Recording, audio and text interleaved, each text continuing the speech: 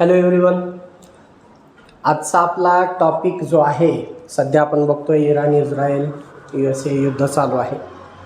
जगभरात कुठेही युद्धासारखी मानवनिर्मित विपदा असू द्या किंवा नैसर्गिक असू द्यात, विध्वंसकारी अशा प्रकारची कुठलीही घटना घडत असताना एका संघटनेचं नाव मात्र आपल्या कानावर अधूनमधून अतिशय शांततेत कुठलाही गाजावाजा न करता मानवीयतेच्या हिताचं काम करणारी एक संस्था म्हणून पडत असते.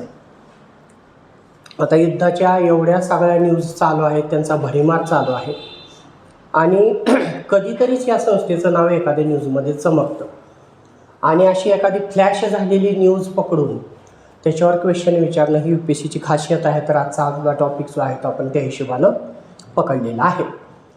आजची आपली संस्था जी डिस्कस करतोय ती आहे रेड क्रॉस अँड रेड क्रिसंट. आता ॲक्च्युली हे अँड बनायची गरज नसायला पाहिजे. पहा, आपण दवाखान्यामध्ये मेडिकल फील्डमध्ये कुठेही बघतो की दवाखान्याचे ॲम्ब्युलन्स वगैरे लाल रंगाचा प्लस साईन असते, तेच आहे रेड क्रॉस.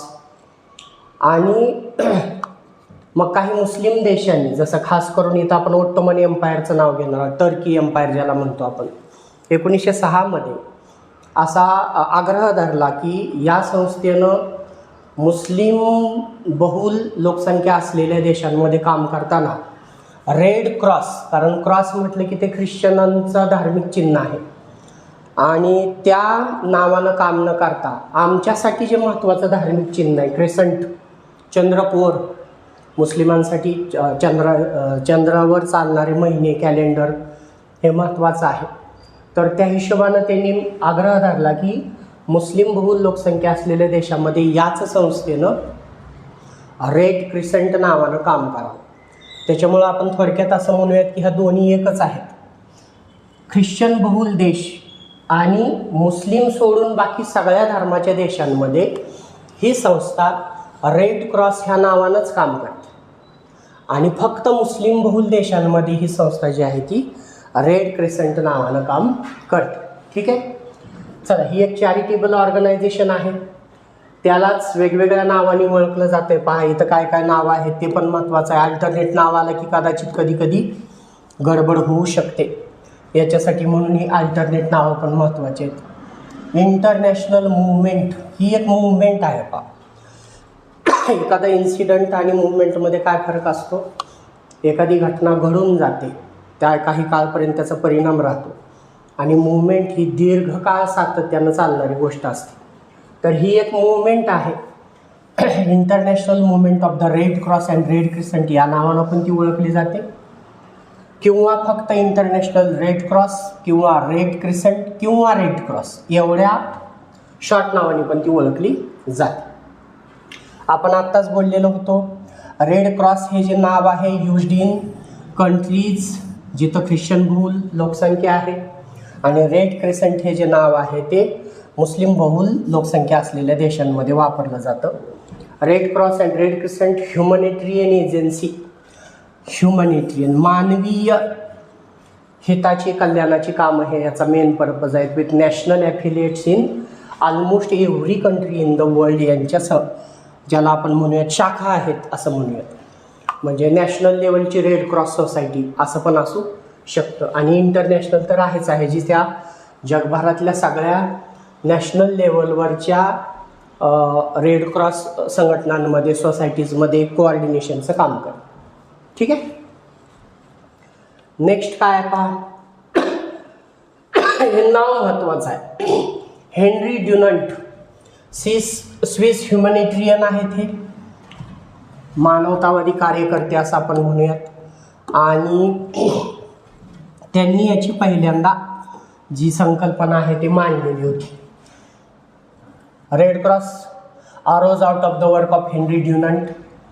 त्यांनी काय केलं, सगळ्यात पहिल्यांदा जगातला हा पहिला प्रयत्न आहे. पहा, इटलीमधलं एक ठिकाण आहे सॉल्फेरिन, तिथे एक लढाई झालेली होती आणि ऑस्ट्रियन फ्रेंच अशा दोन्ही बाजूचे, फ्रेंचांच्या बरोबर इटलीचे पण हिस्ट्री ज्याला थोडंसं डिटेल असेल, पिडमॉन्ट, सार्डिनिया वगैरे जे रिजन आहेत, इमॅन्युअल व्हिक्टर वगैरे राजे आहेत, ते फ्रान्सच्या बरोबर दोघं एका बाजूला आणि ऑस्ट्रिया एका बाजूला, अशा प्रकारचं ही युद्ध 1859 झालेलं होतं.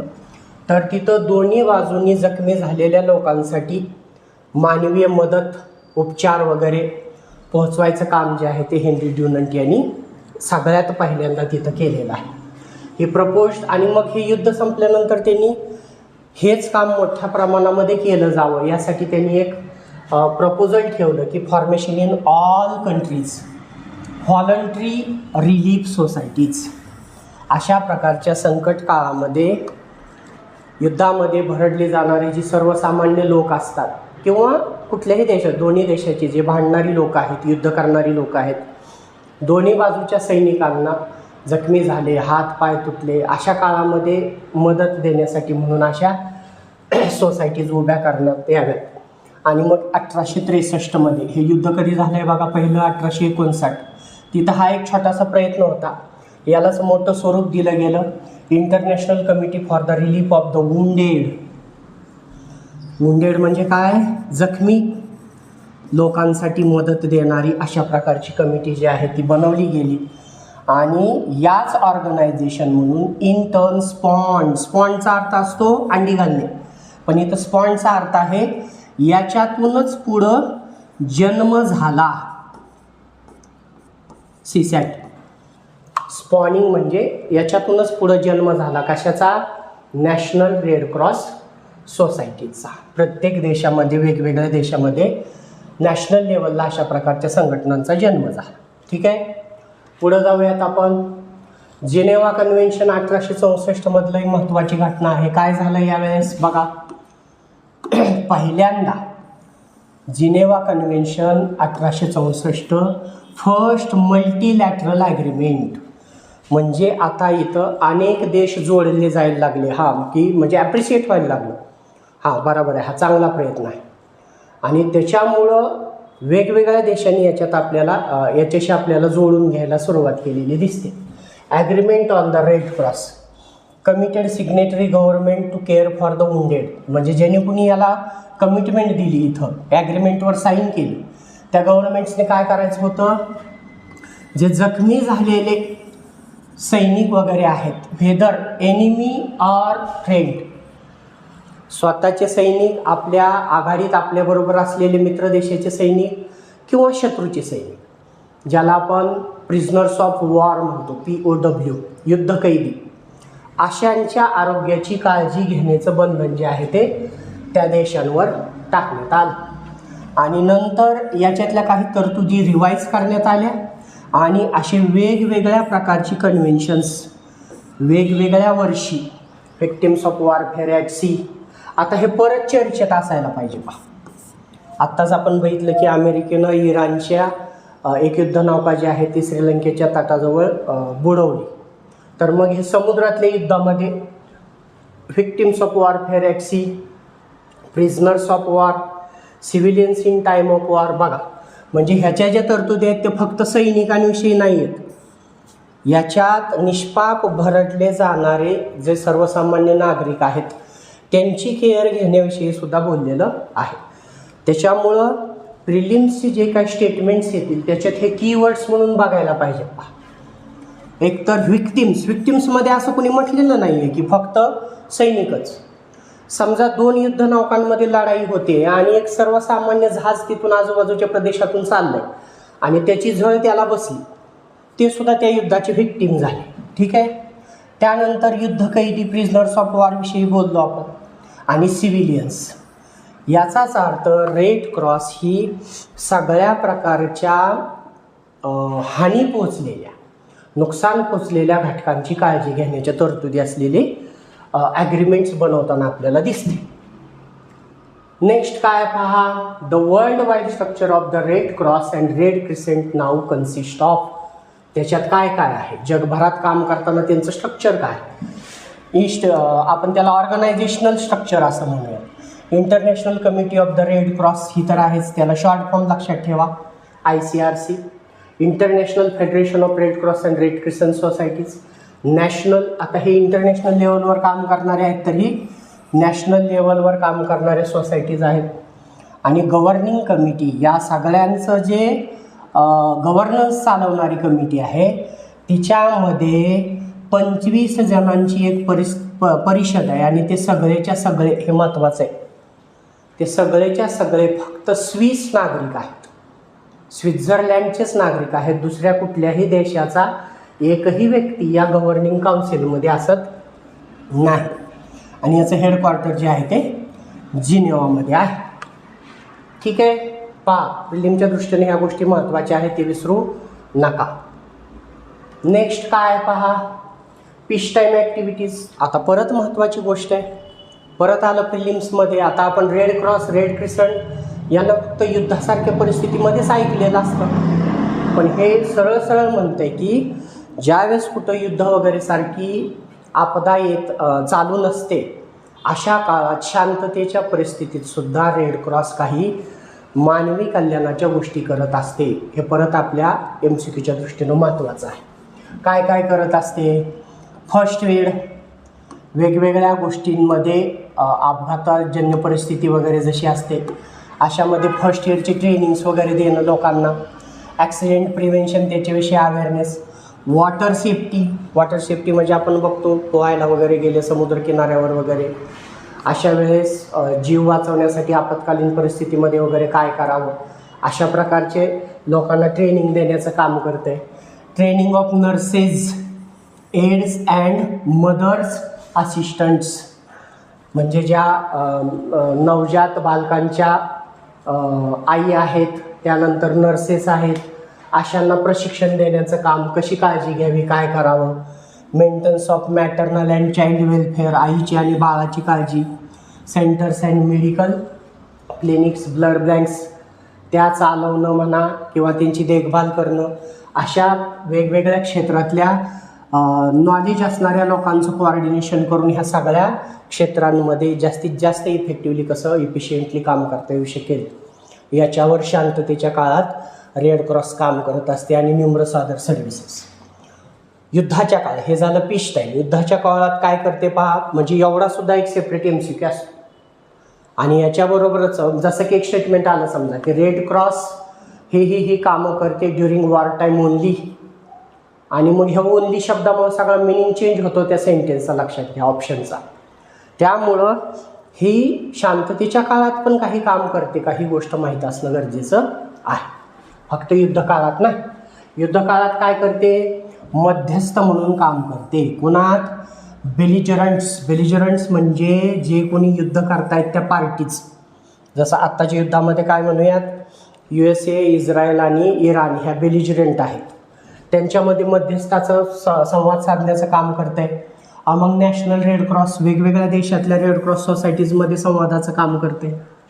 आणि also visits prisoners in war camps, जिथं युद्धकैदी ठेवलेले आहेत तिथं भेटी देत आहे आणि त्यांना काय लागणार असेल, अन्न, पाणी, स्वच्छ पिण्याचं पाणी. जसं आता तुम्ही 2 वर्षापूर्वी या युद्धाच्या अगोदरच गाझामध्ये काय परिस्थिती झाली होती वाचली आपण, तर इजिप्तकडच्या बाजूनं शेकडो टँकर जे होते पेट्रोल डिझेल घेऊन असतील, अन्न पिण्याचं शुद्ध पाणी असेल ते घेऊन असतील, औषधं घेऊन असतील, अशा सगळ्या रिलीफ सप्लाईजना प्रोव्हाइड करायचं काम ही करते.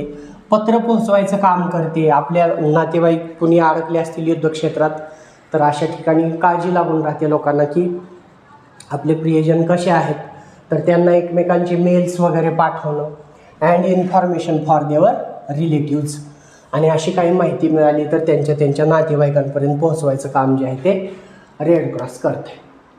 मग आता ही मुवमेंट आहे म्हटलेलंच आहे, याची इस्टॅब्लिशमेंट कशासाठी झाली ते पण बघितलेलं आहे आपण. 1859 नंतर 1863 स्थापन झालं हे पण बघितलं.